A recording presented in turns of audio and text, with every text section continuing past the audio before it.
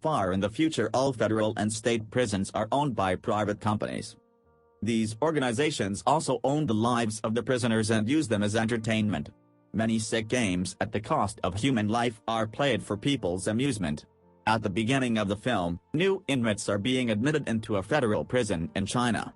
Everyone is lined up and asked about their names and crimes. Among the criminals is 20-year-old Ricky, who has been sentenced to 10 years in prison for assault and manslaughter. Ricky is not like the usual submissive inmates. He doesn't bother to listen to the guards and does what he wants to. They already do not like him.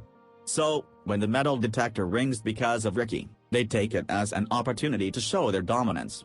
He is taken to the X-ray machine, which shows that he has bullets inside his body. The guards inquire why he didn't let the doctors take them out, to which he says that they're souvenirs from the person he killed. No one dares to talk back after the comment, and Ricky is led inside with the other inmates.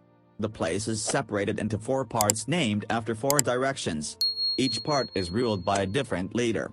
The leaders even have the authority to terminate people's probation and work closely with the prison warden. One morning, a bully named Samuel is in the bathroom. He snatches a towel out of an elderly inmate named Omar, which eventually causes an argument. Samuel and his minions bully the poor man and break his nose. A guard comes to calm the situation, but upon seeing that Samuel is the perpetrator, he simply walks away. Ricky watches the incidents unfold from the door and sticks his foot out, causing Samuel to fall on a spiky piece of wood. Samuel's face is impaled on the spikes, but he survives. The minions try to intimidate Ricky, but seeing that he is not scared of them, they resort to taking care of their master instead. A while later, Samuel's injuries are bandaged, but his will to take revenge does not die. He knows that he cannot beat Ricky on his own, so he hires the best assassin in the prison, the Mad Dragon. He is a morbidly obese maniac who has killed over 50 inmates. Currently, Mad Dragon is in solitary confinement, so Samuel pulls some strings to get him out. At night, Mr. Omar's dead body is found hanging from the hallway ceiling. It is revealed that Samuel terminated his probation and made it so he would have to live in prison forever. The poor man was arrested for hitting someone with his car. The man who was injured was a police officer, which is why Omar got the longest jail sentence possible. For years he waited to meet his family again, and when he was told he would never get to see them, he committed the unthinkable. The next morning, Mad Dragon is let out of confinement. He approaches Ricky in the bathroom and slams him into the wall. Ricky in turn punches him once and guts him with bare hands. The giant falls to the floor as his intestines slide out of his body. Similarly, when Samuel tries to interfere, Ricky kills him by punching a hole in his stomach. The entire place is covered in blood, but the guards are calm as usual. Before they bring Ricky away, the leader of the West Wing named Hai approaches him. Hai invites Ricky to his gang since he has admirable fighting skills. Ricky doesn't care about the lousy gang system but refrains from refusing the order out loud. Then we are shown a flashback of the time Ricky was still in school.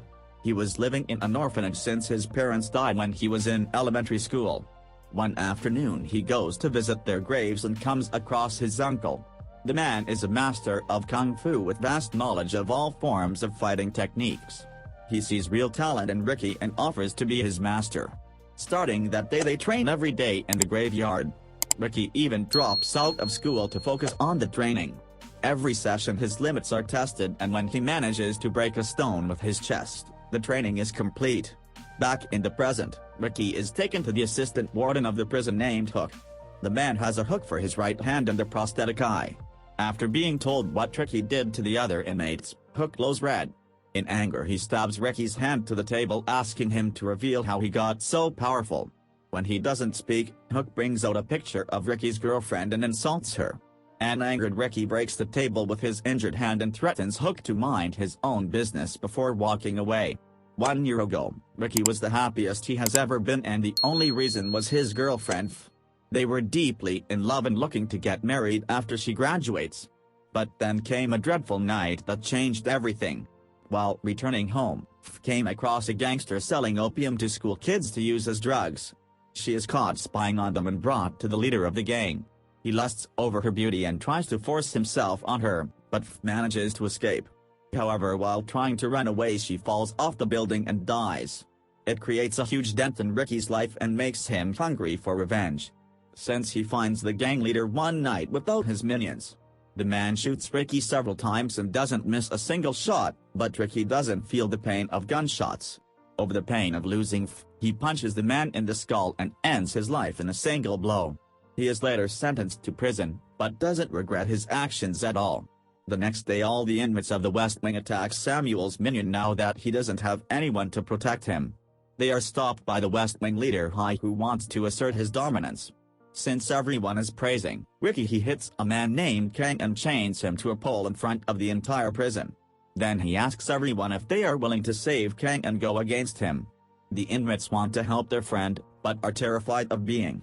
The leader Hai thinks that he has made his point until Ricky comes forward to oppose him. They get into a fight that turns into a bloodied match pretty soon. Hai plays unfair and uses a powder to blind Ricky. He also cuts a vein in Ricky's arm and paralyzes it, but Ricky soon overcomes the obstacles by cleaning his eyes with water and tying his vein into a knot. After that he smacks Hai on the back of his head, which makes his eye fall out. Hai sees that he is about to lose, so he makes a cut in his abdomen and brings out his intestines. He wants to use them to strangle Ricky, but the plan fails. In the end Hai dies and Ricky celebrates his victory by bringing Kang down. Suddenly the leaders of the other three wings arrive in the field. They protect the assistant warden, but do not attack Ricky just yet. The next day Ricky sees a man named So sitting alone outside. He sits beside a guy and finds out that his tongue was cut off by one of the leaders. He cannot talk, so Ricky gives him his flute. So in turn hands him opium leaves on investigating where they came from. Ricky discovers that the South Wing leader and Hook are secretly growing opium in the South Wing of the prison, which is sold to school students. Since F's death was also related to opium, Ricky makes it his mission to end the farm. Later the gang leaders get a hint of So's friendship with Ricky to teach him a lesson. They skin him to death and throw his corpse outside for everyone to see. Ricky is devastated by the poor guy's death. At night he goes to the South Wing and sets fire to the entire opium farm. The fire grows, burning all of the stock. The South leader attacks him in anger and a fight starts between the two. Ricky is overpowering him, until the other leaders arrive and attack him all at once. The South leader is the brain of the group. The North leader specializes in string art and can slice people in half with a roll of thread. Meanwhile, the East leader is the most powerful one of them all, using their combined fighting skills. They manage to capture Ricky and lock him in a room. The East leader unknowingly enters the room to fight him one-on-one. He regrets the decision when the room starts filling up with wet cement. It was Hook's plan to kill Ricky, but he manages to save both his and the leader's life. Then he challenges Hook to be a man and fight one-on-one, but soon the cement in his body hardens and restricts his movement. As a result, Ricky is yet again captured. The next day the warden of the prison returns from his trip to Hawaii. He has brought his spoiled son Wang with him. Because of his weight, Wang trips on the carpet. As a result, the guy who rolled the carpet out is killed. The warden treats the inmates as mere insects to be stomped on and only cares about his son. Upon finding out about the destroyed opium farm, his blood boils in anger. Hook brings him to a cell where Ricky is tied up to the ceiling. He is still covered in concrete, but upon seeing him he flexes the dirt off of his body. Then he attacks the warden, promising to punish him for trading opium. He is soon stopped by the East leader, who locks Ricky's hands and proceeds to beat him up. For the warden and his son's entertainment amidst the torture, someone mentions F's name, which brings Ricky back to his normal self. He frees his hands and uppercuts into East's throat, killing him in an instant. I feel like I got her gutted in the throat, too. Before Ricky can celebrate, the ceiling made of metal starts moving down. He prevents it from crushing him and escapes.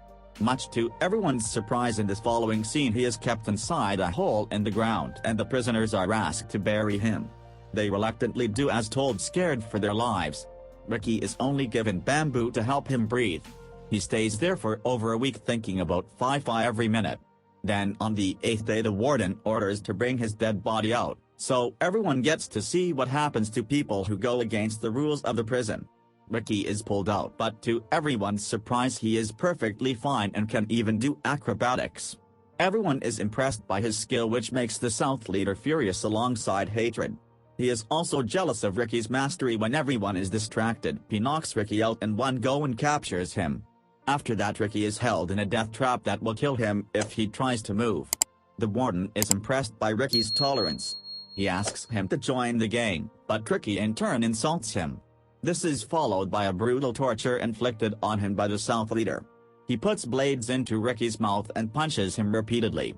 When he finally stops, Ricky spits the blades into the warden's face, refusing to give up. At night, one of Ricky's supporters brings him food with a message that asks him not to give up yet. However, the assistant warden gets hint of this and kills the guy with a hook in his throat. He then goes to Ricky's room to show him the aftermath of the death, but is in turn attacked. Hook's supporter is punched in the skull, which breaks in half because of the impact. After that, Hook's only eye is stabbed and his hand is cut off. All the prisoners riot against the warden and fight the guards. When they try to interfere somewhere else, the warden and his son are in the kitchen area. The warden hears an inmate complaining about the food his son eats. To teach the man a lesson, he puts his hand inside the meat grinder, making a bloodied mess in the process. All of a sudden, Ricky enters the room and takes a stand against him. They are joined by South and North leaders who attack Ricky. Another fight ensues between the three, but this time Ricky manages to overpower both of them. The South leader is killed after all of his limbs are torn off. The one other runs away in fear, and at last only Ricky and the warden are left alive. It seems to be a one-way fight before the warden somehow turns into an ugly giant and attacks Ricky. The fight goes on for some time before Ricky pushes him into the meat grinder until only his head is left unshredded. Following the death, Ricky walks outside with the head to announce his victory. In the last scene, he breaks the prison wall and all the prisoners escape. Everyone, show some love in the comments for the editors today for all that crazy violence they had to cut around. Subscribe for more videos like this. Turn on notifications and leave a like to help the channel out. Thank you for watching. Help the channel out. Thank you for watching. Help the channel.